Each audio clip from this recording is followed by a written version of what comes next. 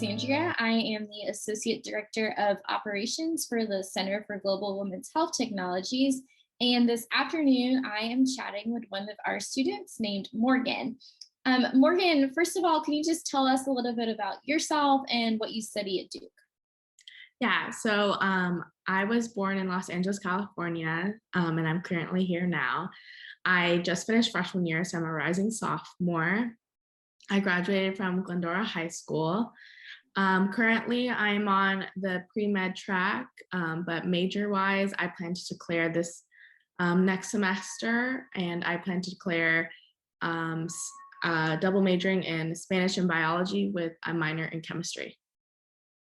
That's great. So what are you working on this summer while you're back home in California? Yeah, and so I received the WISH Fellowship, the Women-Inspired Health Technologies through Duke's Center of Women's Health, and I am able to conduct a research study this summer. And so basically what I'm working on is exactly my topic, which I have figured out, luckily. And then I have to go through the IRB process because which is Institutional Review Board process, which allows your study to say it's ethical and can be used because I'm going to do a survey. So it's an ethical use of a survey in human participants. And so basically, I'm narrowing down my methods for my study and how I will carry it out, which focus groups I'm going to be looking at Duke. And then basically, hopefully by the end of the summer, I'll submit my IRB, and then with all goes to plan, it'll be accepted and I'll be able to start my study in the fall. That's really great. It's good to hear you kind of have some time over the summer to do all of the logistics that are involved in the IRB process. So once the fall gets started, what type of surveys will you be conducting? Yeah, so my topic of my study is social egg freezing, and how it come about for me was I'm pre-med. I hope so. I will end up pre-med. And I remember I was in high school and somebody asked me like, oh, well, if you're pre-med, are you gonna freeze your eggs? And I was like 14 at the time, and I was like, why are people asking me this? I'm like, what am I supposed to know? And then I started thinking about it more and more as as I went into university. And so I started wondering on like just a personal level, like, are other people thinking about this? Are other undergraduate students thinking about this? Is it pre-med students who are thinking about it pre-law, or is it for some reason are other Duke students thinking about it who are going into business? And so that's kind of what my study is aimed at, is to look at Duke's undergraduate population and see how Duke students feel about social egg freezing, their awareness on it, their willingness maybe to partake in a procedure about it, and also just like the ethicality behind it. Do people support that? Do they think it's right, wrong? Would they go forward with it if social egg freezing, or which is egg freezing for non-medical reasons? I probably should have clarified that, but it's egg freezing for non-medical reasons. Would Duke students go forward with it if it was subsidized by their employer or by the United States government and those type of things? And so I'm kind of trying to see, what are people thinking? Because I'm wondering what people are thinking just on a personal level. And so that's kind of what I will be conducting surveys on in the fall. That's really cool. So you'll kind of be primarily surveying Duke students to start off then.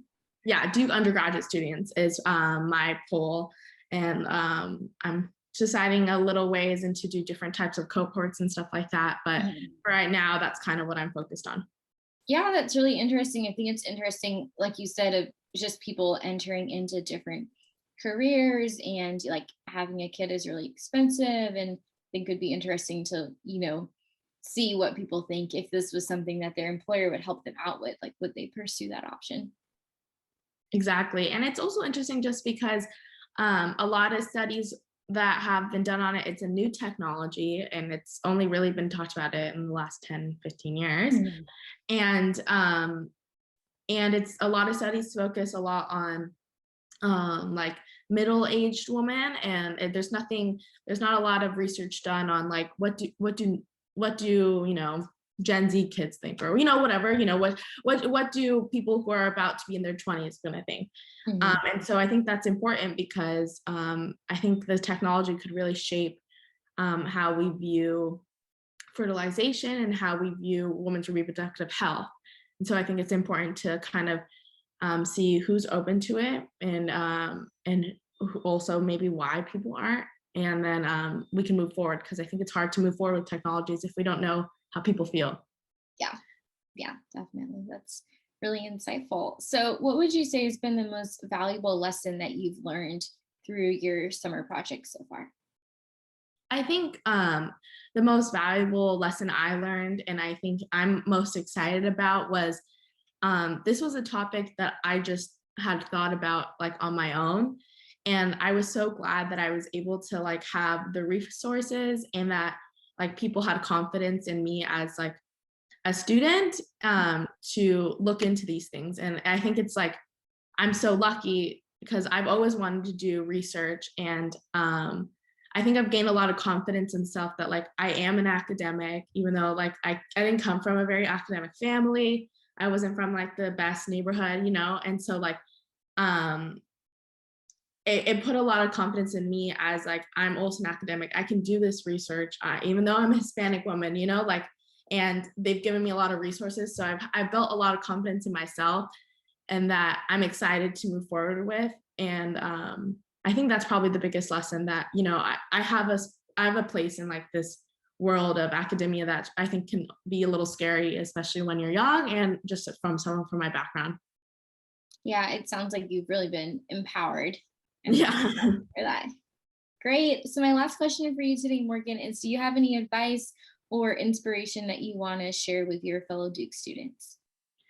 I think with my fellow Duke students, how I found the center was, I kind of just looked on my own, and I wanted to see what I could get involved with. And my advisor is Libby.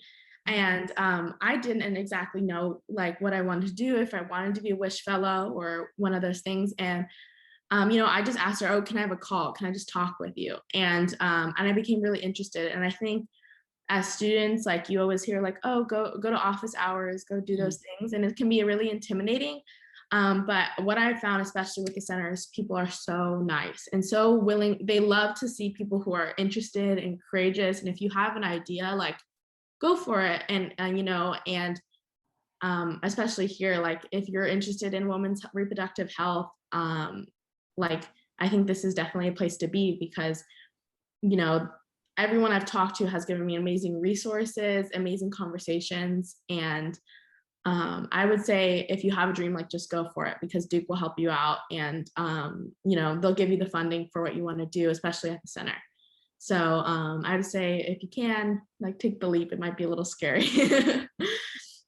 That's super encouraging. I know a lot of people, as they kind of, look forward to the fall semester, are hopefully encouraged to take that extra step that they might need to get involved, whether it's with our center or somewhere else on campus too. Mhm.